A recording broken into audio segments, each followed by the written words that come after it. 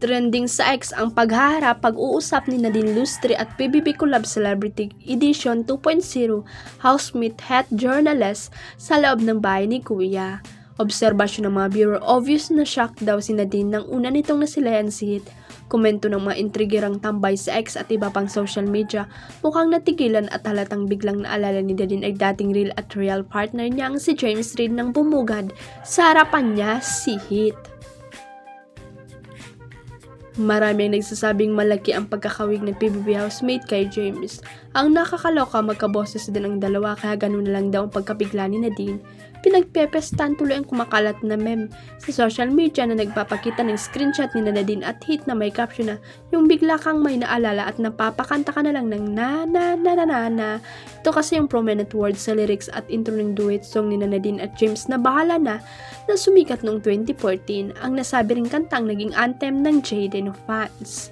Anyway, maraming fans lang ni Hit ang nag-advise rito na okay lang daw maging kamukha at kaposes nito si James, pero wag na wag lang daw nito gagawin kay Caprice Capistrano ang ginawa ng Pinoy o si actor-singer kay Nadine Meganon. Sasabak si Alden Richards sa isang bagong hamon sa kanyang karir sa pamamagitan ng paparating na kapuso medical drama na Code Grey. Sa unang pagkakataon, gaganap ang Asia's multi-major star bilang isang doktor, isang papel na malayo sa mga nauna niyang ginampanan sa telebisyon at pelikula. Ayon sa aktor, special ang proyekteng ito dahil mas seryoso at mas mature ang karakter na kanyang bibigyang buhay. I've never done anything like that before sa career ko and it's gonna be the first again, payag niya.